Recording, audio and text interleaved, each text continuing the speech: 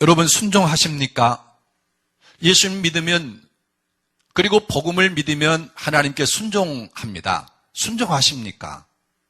내 마음에 합당하면 듣고 안 맞으면, 내 환경과 안 맞으면 좀 어렵겠는데요. 이건 순종이 아니에요. 그건 전혀 순종이 아닙니다. 순종은 물불 안 가리고 예하는 거예요.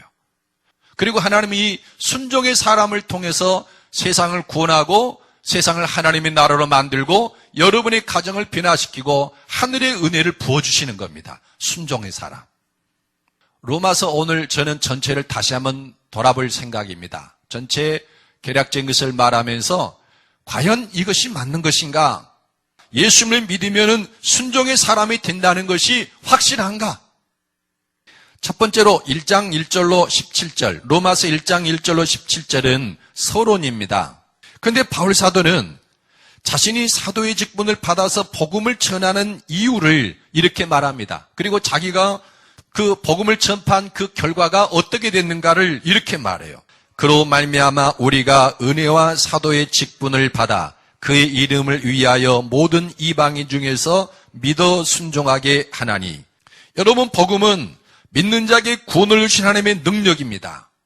복음은 제 종노릇하고 세상 종노릇하고 육체의 종노릇하고 공중구원 세 잡은 자, 그 종노릇하던 사람을 구원해서 하나님께 순종하게 하는 하나님의 능력이에요. 복음은. 그래서 바울 사도는 이걸 알기 때문에 내 한 몸 죽더라도 사람들이 이 복음의 능력을 통해서 하나님께 순종하게 된다면 기꺼이 나는 내드리겠다라는 거예요. 두 번째 단락은 1장 18절로 3장 18절인데 이 단락에서는 왜 복음이 필요한가 하는 것을 말합니다. 왜 복음이 필요하냐? 그 이유는 유대인이나 이방인이나 다 죄 아래 있다. 이 말을 하면서 바울 사도는 두 가지 중요한 진리를 말합니다. 여러분 2장 6절로 10절 함께 읽어보십시다. 하나님께서 각 사람에게 그 행한 대로 보응하시되 참고 선을 향하여 영광과 존귀와 썩지 아니함을 구하는 자에게는 영생으로 하시고 오직 당을 지어 진리를 따르지 아니하고 불의를 따르는 자에게는 진노와 분노로 하시리라.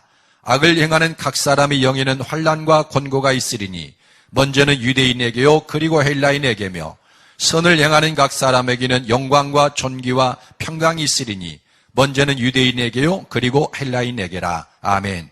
그러니까 하나님의 그 심판은 유대인과 이방인을 가리지 않고 각 사람의 행한 대로 보응하신다라는 겁니다. 그 다음에 두 번째로 2장 28절로 29절 함께 읽어보십시다. 무릇 표면적 유대인이 아니요 표면적 육신의 할례가 아니니라. 오직 이면적 유대인이 유대인이며 할례는 마음에 할지니 영에 있고 율법조문이 있지 아니한 것이라. 그 칭찬이 사람에게서가 아니요 다만 하나님에게서니라. 외적인 표시가 아무리 있어봐도 그건 아니라는 거예요. 속사람이 마음의 할례를 받아서 그 속사람이 하나님께 순종하고 하나님의 뜻을 따라 살아가는 사람이 진짜 하나님의 백성이고 천국 백성이다라는 거예요. 어떻게 그러면 우리가 하나님께 순종할 수가 있는가?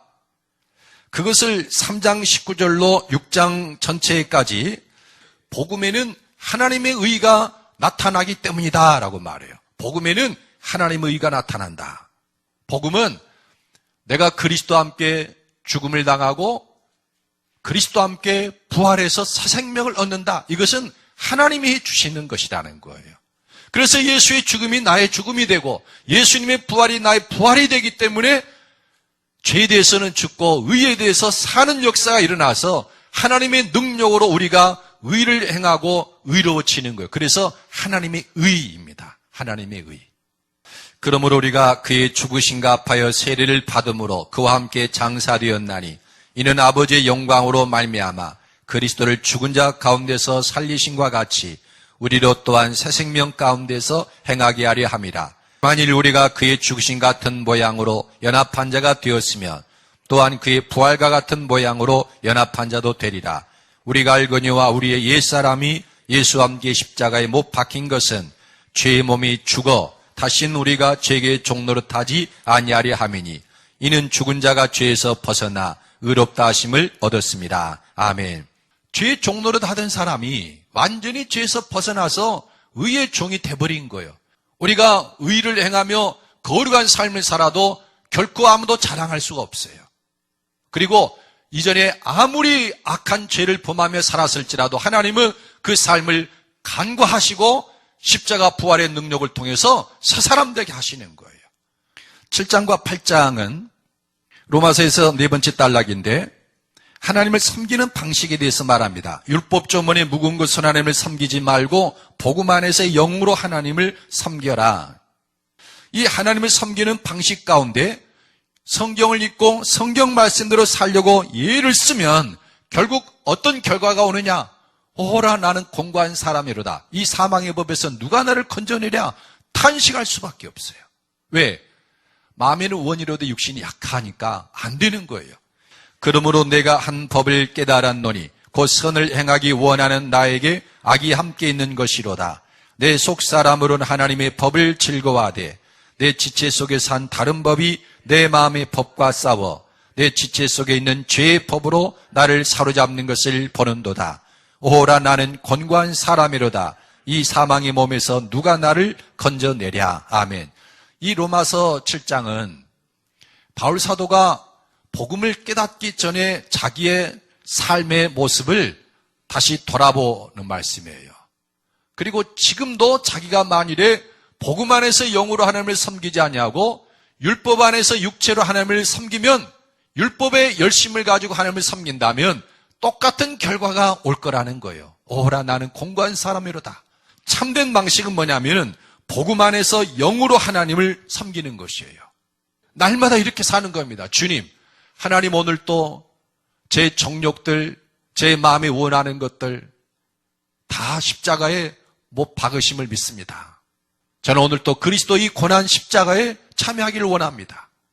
그러면서 하나님이 주신 새 생명, 이 영의 생각을 따라서 살아가는 거예요.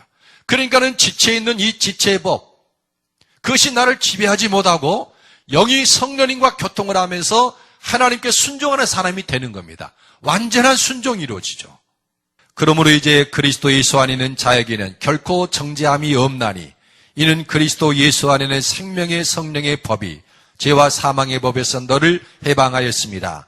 율법이 육신으로 말미암아 연약하여 수 없는 그것을 하나님은 하시나니 곧 죄로 말미암아 자기 아들을 죄 있는 육신의 모양으로 보내어 육신의 죄를 정하사 육신을 따르지 않고 그 영을 따라 행하는 우리에게 율법의 요구가 이루어지게 하려 하십니다. 복음 안에서 영을 따라 행하면 율법의 요구가 이루어진다라는 거예요. 완전한 순종. 율법이 원하는 것을 초월해서 하나님께 순종하는 사람이 된다라는 겁니다. 그리고 다섯 번째 문단인 9장부터 11장은 믿음으로 행하지 않으면 누구든지 찍힘을 받는다는 것을 말합니다. 복음을 받아들이고 복음을 통해서 나를 죄에서 해방시켜주고 의의 종로로 타게 하시는 하나님을 믿음으로 살지 않고 율법의 행위로 자기 열심을 따라 하나님을 섬기면 가지가 나무에서 찍히듯이 하나님에게서 찍혀버린다라는 거예요. 떨어져 나간다. 내가 증언하노니 그들이 하나님께 열심히 있으나 올바른 지식을 따른 것이 아니니라. 하나님의 의를 모르고 자기 의를 세우려고 힘써 하나님의 의에 복종하지 아니하였느니라. 인간의 열심과 자기 의, 그걸로 살아가려는 사람들이 많은데 찍혀버린다는 거예요. 유대인뿐만 아니라 이방인도 다 마찬가지입니다. 여러분 11장 20절 21절 읽어보십시다. 옳도다 그들은 믿지 아니함으로 꺾이고 너는 믿음으로 섰느니라. 높은 마음을 품지 말고 도리어 두려워하라. 하나님이 원 가지를 또 아끼지 아니하셨은즉 너도 아끼지 아니하시리라. 아멘. 제가 십자가 부활의 복음을 전하며 문제 삼는 것은 행함이 없는 믿음을 염려해서 그러는 게 아니에요. 바울이 유대인들의 문제를 지적한 것은 그들이 하나님 말씀대로 살려고 하지 않기 때문에 그런 게 아니에요. 그들은 하나님에 대한 열심이 특별했어요. 율법의 행위로는 따라갈 적 없습니다. 얼마나 하나님 뜻대로 살려고 애쓰고 있는지. 제가 문제 삼고 바울 사도가 문제 삼는 것은 행함이 없는 믿음을 문제 삼는 게 아니고 생명의 문제예요. 생명. 나무에서 가지가 꺾여 나가면 생명이 문제인 거예요. 예수님을 믿어도 신앙생활을 10년, 20년, 30년을 하는데 율법의 행위로 하나님을 자기 열심으로 섬기려고 하는 사람은 그 종말이 다 똑같아요. 위장을 좀 잘하고 못하고 뿐이지. 그래서 하나님을 섬기고 하나님의 종이 되고 의의 종이 될 수 있는 것이 하나님만이 할 수 있는 것 아닙니까? 나는 아무것도 할 수 없고 하나님만 할 수 있습니다. 그래서 매일 매 순간 하나님을 믿음으로 살아가는 거예요. 그래서 십자가에서 나는 죽고 그리스도께서 내 안에 사십니다. 내 안에 그리스도께서 사시니까 그 안에 생명이 있고 그 생명은 우리들의 빛이에요. 항상 그리스도가 계시고 언제나 하나님을 붙잡고 있기 때문에 그 사람은 나무인 하나님께 그리스도께 견고히 붙어 있어서 그리스도의 생명이 항상 내 안에 흐르게 되는 거예요. 생명이 문제라는 거예요. 여섯 번째 단락은 12장에서 13장인데 영적 예배를 드리라라는 겁니다. 십자가에서 죽고 부활을 통해 새 생명을 얻은 사람은 가정에서 세상 속에서 하나님의 선하시고 기뻐하시고 온전한 뜻이 무엇인가를 분별해서 살아갑니다. 이것을 산제사라고 그랬고 자기 몸을 제물로 드리는 영적 제사라고 바울사도는 불렀어요. 어디를 가든지 군대를 가든 학교를 가든 직장에 출근하든 친구들과 놀러를 가든 어디를 가든지 그 현장이 예배의 처소이고 하나님의 임재의 장소이고 그렇기 때문에 교회 안에서나 세상 속에서 똑같이 은혜가 넘쳐요. 그러므로 형제들아 내가 하나님의 모든 자비하심으로 너희를 권하노니 너희 몸을 하나님이 기뻐하시는 거룩한 산제물로 드리라. 이는 너희가 드릴 영적 예배니라. 너희는 이 세대를 본받지 말고 오직 마음을 새롭게 함으로 변화를 받아 하나님의 선하시고 기뻐하시고 온전하신 뜻이 무엇인지 분별하도록 하라. 아멘. 일곱 번째 로마서 단락은 14장에서 16장입니다. 마지막 단락인데 비판하거나 업신여기지 말고 서로 무난하라라는 겁니다. 십자가와 부활의 복음을 따라서 영으로 하나님을 섬기는 사람들은 부족하다고 해서 비판하거나 나와 다르다고 해서 업신여기지 아니하고 약점이 발견되면 그것을 내가 오히려 감당해요. 교회는 그리스도의 몸입니다. 머리는 예수님이시고 우리는 각자 부름을 받아서 지체를 이루고 있어요. 어떤 분은 코, 눈, 입, 귀, 또 손, 발, 몸 이렇게 전부 있는 거예요. 그러면 내가 다른 사람을 비판하고 업신여기면 결국 자기 몸 자기가 잡아 뜯는 거예요. 자학증세. 그러면 그 사람만 낮아지고 나는 의로워지느냐? 교회는 함께 몰락해 가는 거예요. 그래서 십자가 부활의 복음을 알고 하나님을 아는 사람, 예수님을 인격적으로 아는 사람은 교회를 비판할 수가 없고 다른 성도들을 감싸 안을 수밖에 없어요. 그래야 된다는 겁니다. 믿음이 강한 우리는 마땅히 믿음이 약한 자의 약점을 담당하고 자기를 기쁘게 하지 아니할 것이라. 형제들아 내가 너희를 구원하노니 너희가 배운 교훈을 거슬러 분쟁을 일으키거나 거치게 하는 자들을 살피고 그들에게서 떠나라. 이 같은 자들은 우리 주 그리스도를 섬기지 아니하고 다만 자기들의 배만 섬기나니 교활한 말과 아첨하는 말로 순진한 자들의 마음을 미혹하느니라. 예. 이런 사람을 떠나라라는 거예요. 교회는 그리스도의 몸이고 하나이고 교회가 세상을 구원하는 하나님의 도구고 하나님의 풍성함을 흘러보내는 도구가 교회이기 때문에 교회를 교회되게 하라는 거예요. 마지막으로 오늘 본문 로마서 16장 25절 27절은 다시 순종의 주제를 꺼냅니다. 나의 복음과 예수 그리스도를 전파함은 영세전부터 감추었다가 이제는 나타내신 바 되었으며 영원하신 하나님의 명을 따라 선자들의 글로 말미암아 모든 민족이 믿어 순종하게 하시려고 알게 하신 바 그 신비의 계시를 따라 된 것이니 이 복음으로 너희를 능히 견고하게 하실 지혜로우신 하나님께 예수 그리스도로 말미암아 영광이 세세에 무궁하도록 있을지어다. 아멘. 복음의 능력이 나타난 사람은 하나님께 순종한다. 그것이 하나님의 의이고 복음에 나타난 하나님의 능력이다라는 걸 말해요. 모든 교회는 모든 민족에게는 바울 사도가 전했던 복음이 전파되어야 됩니다. 그리스도와 함께 죽고 그리스도와 함께 부활하는, 그래서 복음에 나타난 하나님의 의가 사람들을 의롭게, 죄의 종노릇에서 벗어나서 의롭게 되는 이 하나님의 의가 온 땅을 지배하도록 복음을 선포해야 돼요. 그 일에 있어서 우리 교회는 중심이 돼야 합니다. 그럴 수밖에 없고. 하나님이 우리에게 그 복음을 깨닫게 했지 않습니까? 그런데 이런 개혁이 세계 방방곡곡에 전파된다 할지라도 나의 개혁이 일어나지 않으면 아무런 소용이 없어요.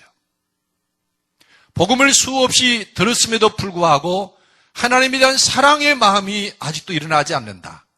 여전히 옛날과 똑같이 감정대로 육체의 생각대로 이렇게 산다면 이거는 정말 문제가 있는 거예요. 종교개혁은 나의 개혁이 돼야 됩니다. 십자가에서 죽고 부활을 통해서 새 생명을 얻는 이 놀라운 십자가 부활의 복음이 나를 개혁시키지 않으면 그 모든 것도 소용이 없는 거예요.